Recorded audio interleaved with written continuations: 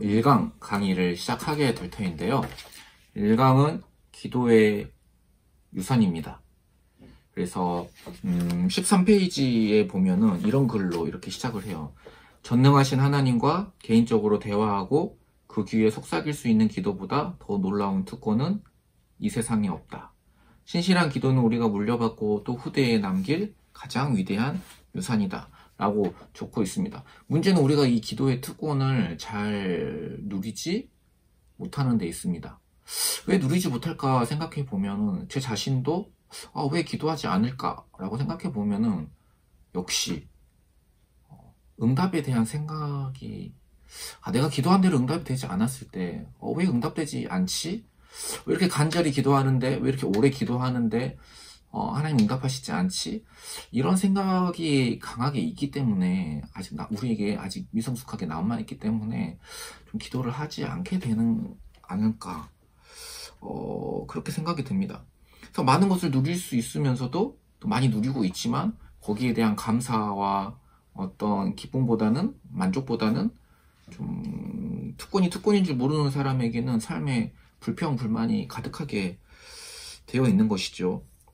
그래서 우리가 기도란 무엇인가, 기도란 어떻게 해야 하는 것인가 하는 거에 대해서 우리가 너무 단편적인 기도에 대한 생각, 너무 자기중심적인 기도에 대한 생각만을 가지고 있기 때문에 우리가 기도를 하지 않게 되는 건 아닌가, 기도를 소홀히 하는 건 아닌가. 그래서 우리가 기도를 너무 그동안 배우지 않았다, 기도에 대해서 너무 단편적인 생각들만 가지고 있다, 이런 생각들을 많이 하게 됩니다. 성경에 보면 우리 믿음의 조상들이 간절히 기도했지만, 그리고 오랜 기간 기도했지만 기도응답 받지 못한 경우가 의외로 많습니다. 대표적인 거 하나만 뽑으라고 한다면 대표적인 것이 바울인데, 그는 자기가 원하는 대로 응답을 받지 못했지만 하나님께서 어떤 응답을 주시죠? 대신에 내 은혜가 내게 족하다 라는 응답을 주십니다. 그래서 바울은 그 응답 속에서 자신이 생각한 기도 응답과는 달랐음에도 불구하고 충만한 은혜 속에서 다시 만족과 기쁨을 얻게 됩니다. 자족하는 것을 배우게 되죠. 그래서 기도는 자기가 생각한 대로 응답받지 못한다고 하더라도 기도 자체로 누리게 되는, 기도하는 사람들에게 부어주시는 하나님의 특별한 은혜가 존재합니다. 그래서 성경에서 가장 위대하고 영적인 지도자들, 이런 믿음의 선배들을 보면은 전부 다 예외 없이 하나같이 다 무릎 꿇고 기도하는 기도의 사람들이었습니다. 그래서 이제 책에 나온 사람들을 보면은 이제 믿음의 조상 아브라함, 그리고 하나님과 친구처럼 이야기를 했던 모세, 그리고 다윗은 저녁과 아침과 종호에 하나님과 대화했다는 기록이 있죠. 특별히 아브라함 같은 경우에는 창세기 20장 17절에서 18절 말씀을 보면 이렇게 기록되어 있어요.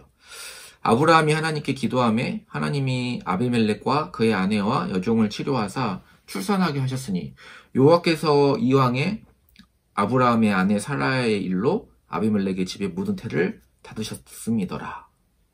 이 말씀이 놀라운 이유는 아직 아브라함이 이삭을 낳기 전이에요.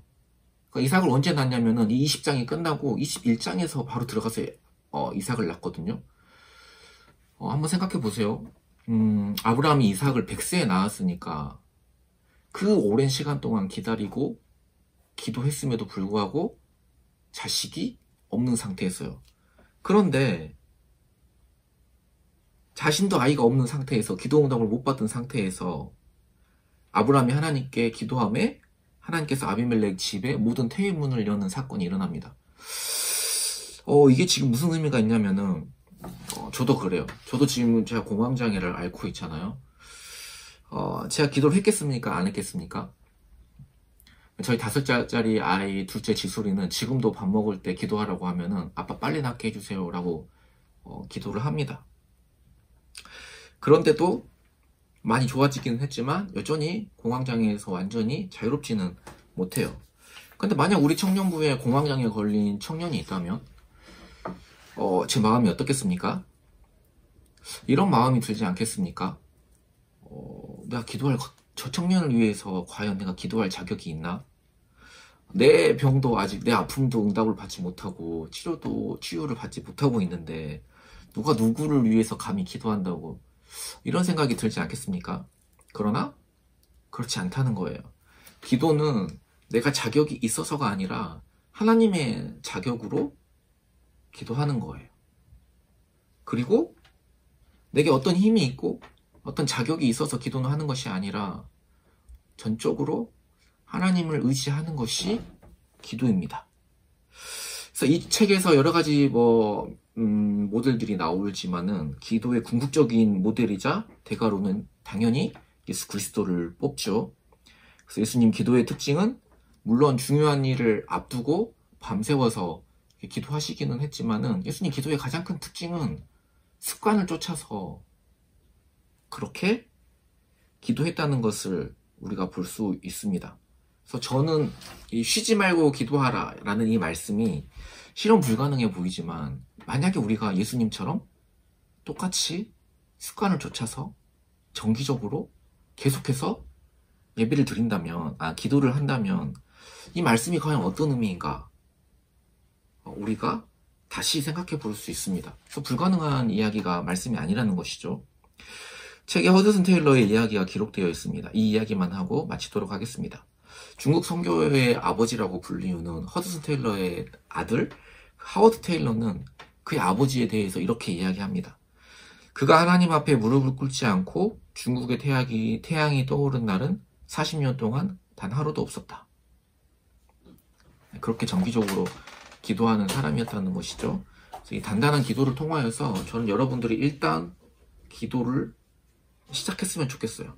어떤 마음이 들든, 내가 강한 동기부여가 되든, 내 상황이 지금 절박하든 절박하지 않든 어떻든 간에 일단 기도를 시작하기를 바라고, 그리고 기도를 시작했다면은 정기적으로 정한 시간에 계속해서 쉬지 않고 기도하십시오. 그래서 그렇게 기도의 특권을 누리는 저와 여러분 되시기를 예수님의 이름으로 소망합니다.